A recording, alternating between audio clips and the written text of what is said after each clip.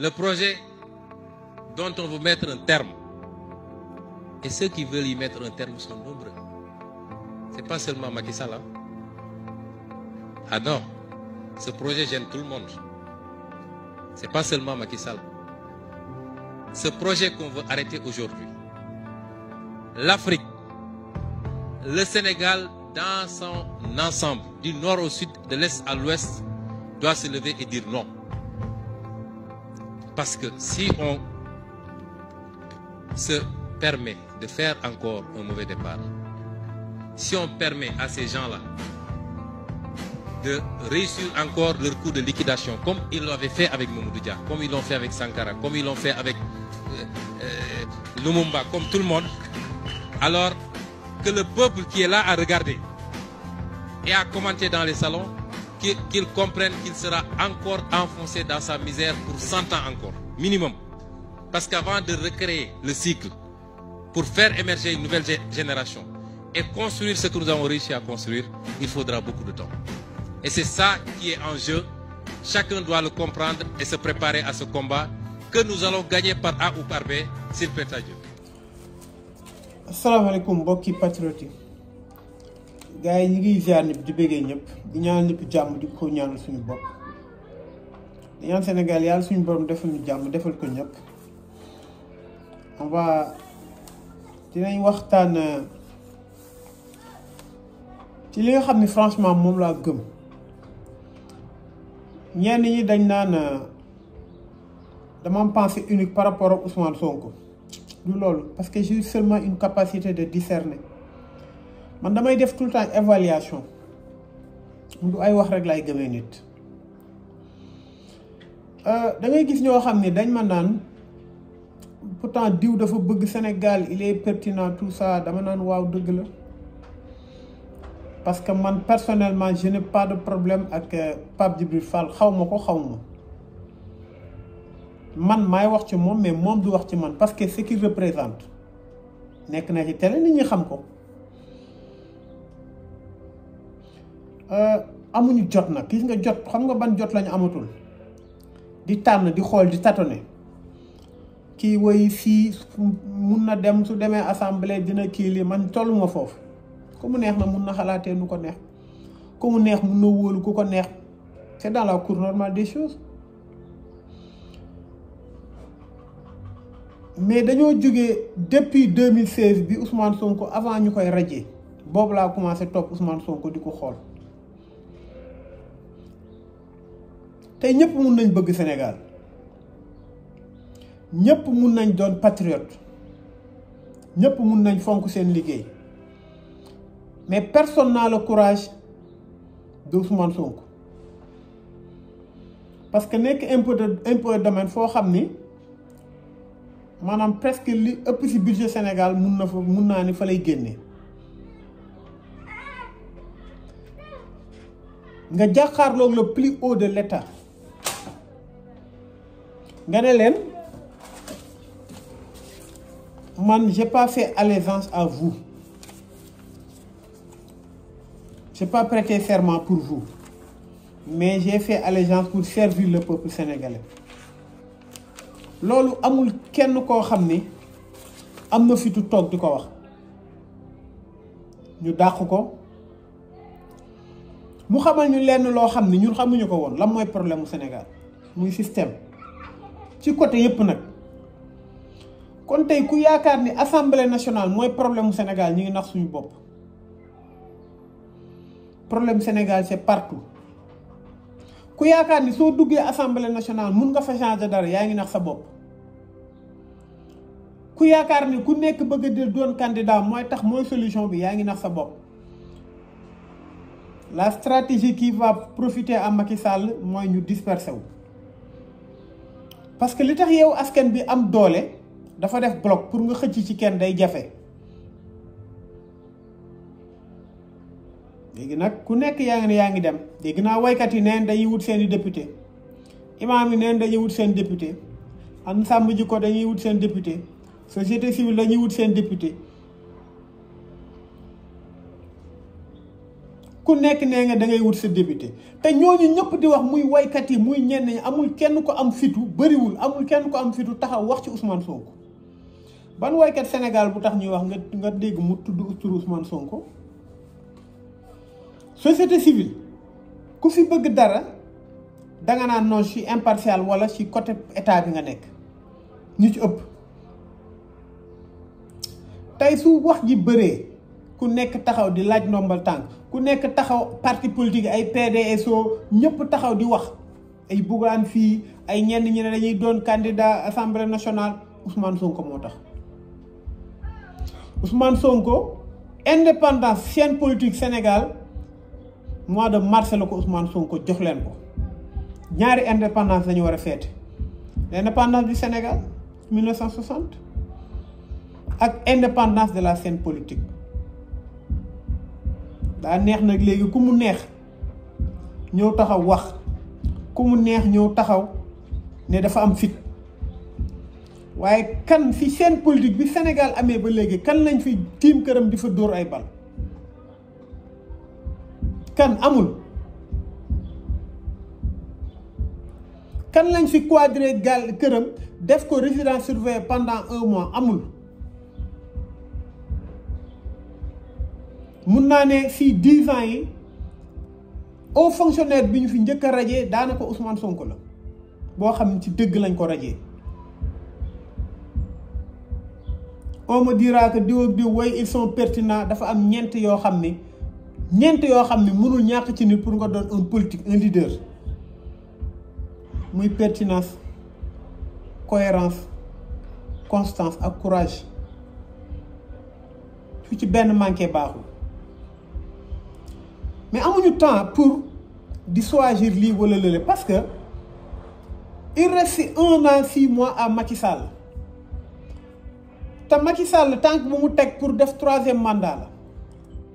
te tànk bu mu teg benn teg nañ 10 pour du def 3e mandat te suñu bakkani lañ ci teg incha allah Macky Sall il fera pas un 3e mandat day metti rek mais du ko def li président Ousmane Sonko wax ci début nag mooy dëgg day metti rek mais on va gagner. dañ ñoo yàgg a noot Sénégal nekk dëkk boo xam ne ku nekk sa intérêt ku ci nekk yaakaar nga soo tuddee turu Ousmane Sonko on va t'éliminer moo tax yenn ñi nag ne individualisme la ñuy def dañuy dem assemblée pour cheminer seul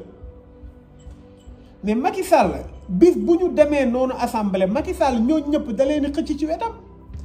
koo fi tegal 100 millions mu ñëw. kenn rek pour man benn dëgg moo ci am man loolu laa gëm te loolu laa mën a waat muy Ousmane Sonko ceux qui sont autour de lui da nga leen di jàpp à la base de Ousmane Sonko mais keneen ku ñëwaat di ñu gëmloo ni yow da nga ñëw pour servir le Sénégal tu vas servir tes poches parce que tu peux rien changer à l'Assemblée. su fekkee Macky Sall ay maire nga xam ne collectivité dispersée à travers le Sénégal lay dem xëcc penn par kenn nit sàcc ay parrainage ñëw nit sàcc ay parrainage mu accueillir la nit jël ay liste ñëw mu accueillir la kooku xam nga biir hémicycle assemblée il va en faire son travail il va en faire son affaire képp ku fi ñi fiy taxaw di wax di rëy làmb ñëpp fa la ñuy toog fa la ñuy nekk mais ban temps lañ am Sénégal ba war a am fi temps wu di choisir képp koo xam ne da nga bëgg Sénégal moo la ñor nga xool trajectoire bi nga xam ne Ousmane Sonko def na ko pour Sénégal xamal ñu relever le débat wan ñu suñuy pétrole suñuy ressources léegi li lañ ci def képp koo xam ne da nga bëgg Sénégal nga ñëw nga ne da ngay dem parallèlement dama lay wax ni gëmoo Sénégal da ngay wax lu la neex c'est pas vrai lenn moo leen frustré ba mënuñ ñëw rallier yow askan bi lenn moo leen fi parce que xam nañu suñ ñëwee peut-être ils n'auront pas position bi ñu nekkee day sori te gars yi ils sont impatients léegi ban temps la ñu am pour di xool nit ndax il est crédible wala déet ku leen waxoon ni Idrissa Seck dina fekk ji Macky Sall doo leen ko gëm ku leen wax ni Souleymane Ndéné Ndiaye mi doon wax ni wax dëgg yàlla ku transhumé dañ la war a fusiller doo ko gëm ku leen wax ni Aïssata Tall Sall valeur féminine yoo xam ne mi ngi ko doon xeex dina ñëw di lécher les bottes à Macky Sall doo leen ko gëm temps Abdou Diouf ak Ablaye Wade on n'avait pas cette recrudescence de trahison mais ñoom benn président boo xam ne loolu mooy levier de maanaam mooy levier de combat. On n'a pas ce temps amuñu jot boobu. Le Sénégal va changer avec Ousmane Sonko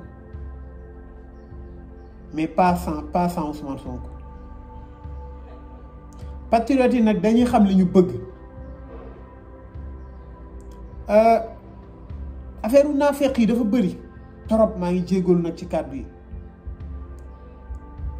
On a cheminé dañoo y a des pertes humaines ay nit yoo xam ne dee nañ ay nit yoo xam ne ñàkk nañ seen liggéey ay nit yoo xam ne tey seen àdduna yàqu na lépp pour benn combat boo xam ne dañ ko doon mëne combat boo xam ne ñu ngi koy mëne ba léegi ñu war a ñëw pour lan pour reculer pour xool ne kii diw lii diw lale te diw boobu qu'est-ce qu'il a foutu diw boobu noonu ñuy wax je vais nommer son nom Pape Djibril Fall pendant que Pape Djibril Fall amaana man moo ma gën en tant que personne amaana il est plus pertinent que moi mais est-ce que sénégalais yi nous la jeunesse on a le temps de reculer pour voir est-ce que kii wala kële Ousmane Sonko lu mu ñu wan lu ñu doyul lan lay nit mën a wan lu fëkk suñu bët lan la nit mën a def ci liggéey ci sa liggéey sacrifié wu ba perte lépp ku wees Ousmane Sonko amul plateau jàkkaarloo mais ñooñu ñëpp ñu ngi ci woon ñu taay ko sur mesure comme si ça suffisait pas ñu woo Cheikh Yérim Seck nëxasal xel yi rek kese TFM képp koo xam ne laa wax da ngay contre Macky Sall doo fa yàgg il faut jouer à l'équilibrisme pour nga mën fa nekk loolu mooy dëgg kon on n'a pas le temps te ñu xam ni problème Sénégal du assemblée nationale di nga fa dugg tu as des privilèges mais tu changes rien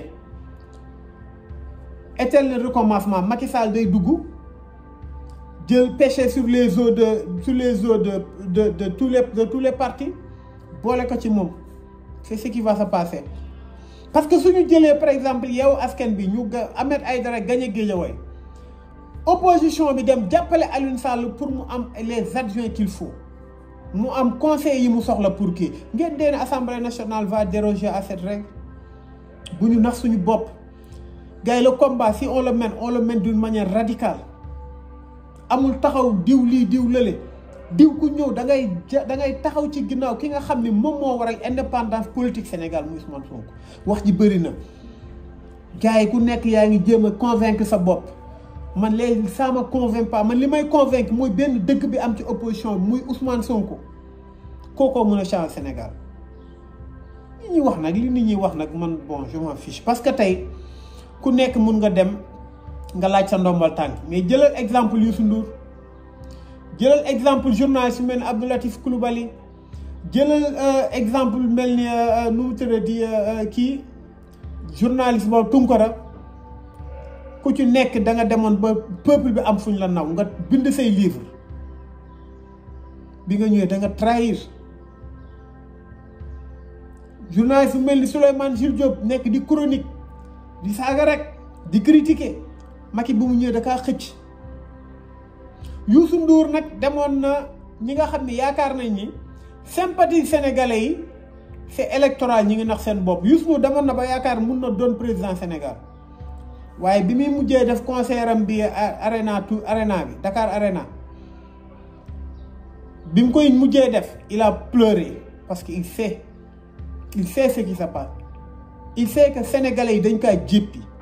te pourtant amul kenn ku fi féete kaw Youssou Ndour li mu représenter Sénégal dans le monde mais au moment de choisir d'être patriote de mettre ses intérêts à l'écart pour servir le Sénégal il a choisi la facilité l'exonération d'impôts ubbi teleem le 21 septembre je pense su ma juumul bi ñuy def maanaam 23 juin dama juum mais TFM moo couvrir loon événement yi qu'est-ce qui a changé entre temps ba le 3 ba 6 mars TFM di teg ay micro. Certains me diront que non, pas Bilfa mënul wax parce que on va passer la branche, on peut passer une branche qu'on est assis. Ouais, mais Ousmane Sonko, il n'a pas scié de branche. Mais il a scié la mauvaise branche. Même si fait qu'il perd na ci liggéeyam. Kon gars yi man bokkuma ak yéen logique. Man li ma gëm mooy la meilleure stratégie de Macky Sall mooy ñu disperser ku nekk bëgg kiyal sa bopp. Dañ leen jàppale Ousmane Sonko. Yow askan bi moo nekk autour de Sonko. Dañ leen ko jàppale. Fii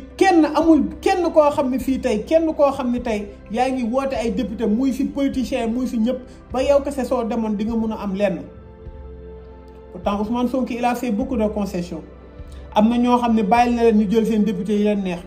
Am na ñoo xam ne maa ngi dégg Malick Gakou mi ngi choisir benn député boo xam ne mi ngi xawma Italie. Waa jas waa ñi nekk Italie ñoo ñàkk fayda. Malick Gakou lan la représenté ci diaspora bi. Parce que dafa dem ba commencer sacrifier boppam pour liggéeyal Sénégal parce que intérêt ñoru ko. Comme man gëwma li gars yi di wax li ma gëm mooy dëkk bi on a assez souffert. Le chemin était extrêmement périlleux. Ousmane Sonko biñ koy jël këram mars di fa tiim di fa dóor ay bar il n'était pas dans une coalition. Après bi loolu jeexee la former coalition. Ousmane Sonko sans coalition day dem parce que dëkk bi Sénégal dugal nañ ko seen xol mais il va rassembler tous les bonnes graines ñi nga xam ne les mauvaises graines suñu bëggee ñu repentir ñu changer ñu ñëw amul problème. Ousmane Sonko il peut aller seul mais yéen vous ne pouvez pas aller seul ku fi jug na ngeewu seul mu def li ngay def ba mu neex nga ne tu t'ériges en leader da ngay nax sa bopp. Sénégalais na ngeen yeewu. On n'a pas le temps encore une fois amuñu jot bu ñu xoolee kii baax na wala baaxul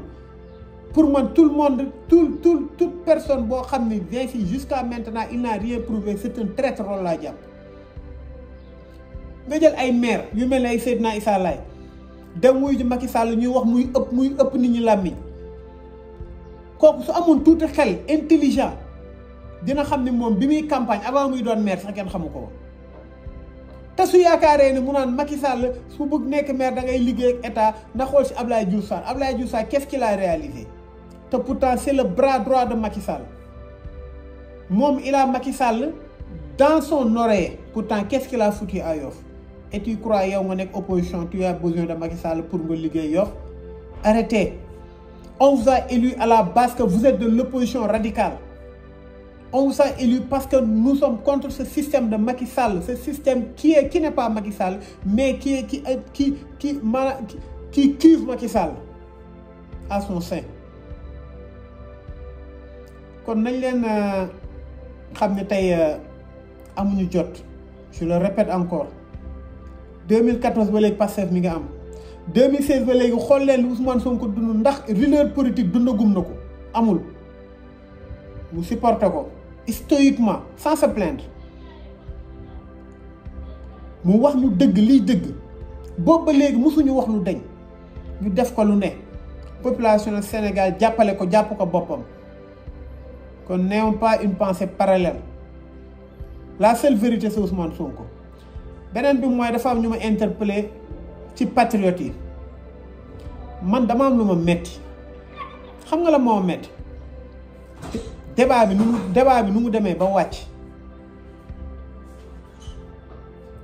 dafa dem ba wàcc su ma déggee ay patriote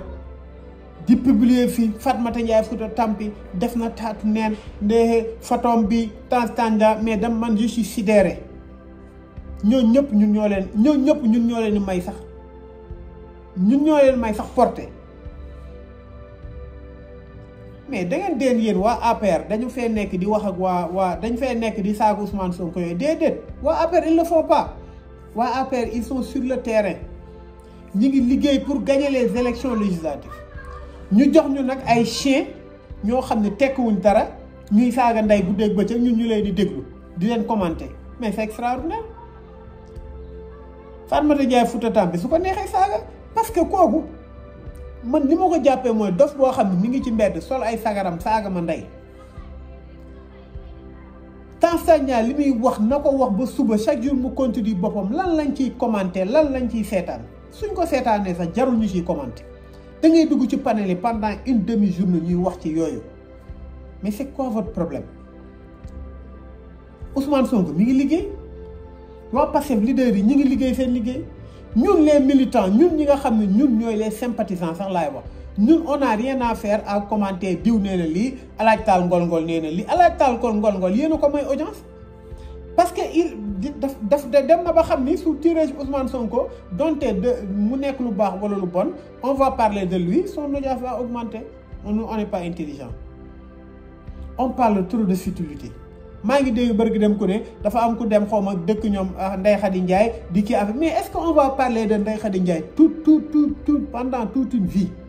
est-ce qu'on va parler de Adji Sarr encore jóge nañ ci Adji Sarr ñu jox ñu ñoo xam ne tey ñoom ñoo war a ñëw ñoom ñoo war a ñëw di saaga Ousmane Sonko parce que loolu stratégie la Fatoumata Ndiaye Fouta Tampi nag saaga mi moom wax dëgg yàlla mi ngi saaga Ousmane Sonko ñëpp noppi amul problème mu saaga sëriñ bàyyi may am si ñëpp na parce que nee na mi ngi gërëm Antoine Diome kooku moom moo ko protégé moo tax ma wax leen Sénégal soo leen bëggee lii changé fi parce que tey bi président Macky Sall faloo dem jëli ki dàq saagi ci àdduna muy Souleymane Jules Diop ngeen war a xam ni c'est un préalable vers ce qui doit se passer. gis nga pour lii jeex ay damay doon député fii pour am salaire yooyu yëpp du problème yooyu yëpp du résoudre Sénégal il faut ñëpp taxaw ci gannaaw Ousmane Sonko na ñëpp xoolaat Ousmane Sonko fi mu jaar na ñëpp xoolaat Ousmane Sonko parcours am na ñëpp xool lim ñu proposé ak lim ñu xamal. ñu xam ne keneen ku ñu jéem a naan dañ koy jàppale wala dañ koy boole suñu wala lii ku bëgg na ñëw ne faire allégeance à Ousmane Sonko mu liggéey dëkk bi loolu laa gëm te loolu mooy li am kon li ci topp mooy patriote yi nañ leen gën a jaajuwaat nañ leen gën a xamaat ni le combat on doit le mener seul ñi nga dégg infime minorité ay célébrités yi ngeen dégg amul kenn ku ci sañoon prononcé non Ousmane Sonko parce que da ngay am problème. joueur Sénégal yi ak entraîneur Aliou Cissé kenn sañu ci wax turu Ousmane Sonko Aliou Cissé su tuddoon turu Ousmane Sonko la demee ñu dàq ko parce que haine bi ñuy am ci Ousmane Sonko fi mu toll ak li mu leen xañ ak li ñu bëggoon dérouler ci Sénégal loolu la mënul nekk moo tax ñu mer kon mi ngi noonu le combat on le mènera seul car à ceux qui essaient de avoir des choix parallèles non Ousmane Sonko baax na kee Ousmane Sonko li mu def amul kenn ko ciy def. kuñ ci téemoon sa kër doo ci lacrymogène laa wax nga bàyyi danga naan jaratu ko kon ki sacrifier lépp autant que Mamadou Dia autant que Thomas Sankara mais la seule différence que on va le protéger te billaahi Macky Sall bis bu jéemee def 3e mandat lay gis lu mu musul gis ci dëkk bi Macky Sall bis bu jéemee laal Ousmane Sonko lay gis lu mu musul gis ci dëkk bi léegi nag dafa am lu am Macky Sall xam na ni rapport de force yi mënatul nekk il n'a pas de force xam na ko maintenant lim il joue dans notre ay diversion lay def autant d'insulteurs ci télé yi ci internet bi fépp ñun ñu topp noonu di commenter nañ leen bu ñu lijjanti noonu nañu saaga ndey ba suba Fatoumata Ndiaye Fouta Tampi ñi nekk Europe ak ñi nekk fii ñëpp nañ saaga nañ leen dox vers l'essentiel nañ leen marcher pour gagner élection yi xam ni kenn lañ war a jàppale muy yeewu askan bi parce que Ousmane Sonko moo fa nekk su fa génnoon suba ñu dem jàppale ko te ñu gis les résultats que nous allons avoir gars yi ñu ngi ziar ñëpp di bëggee ñëpp maa ngi jéggul ci kàddu su fekkee xaw na dëgër di ñaanal ñëpp jàmm di ñaanal président Ousmane Sonko di ko ñaan yàlla suñu borom gën kaa taxaw parce que li mu def yëpp kenn du ko def ku mu neex ñëw na leader nga waaye fi mu jaar ku fa jaar tax ban gars yi ñu ngi ziar ñëpp di bëggee ñëpp wasalaam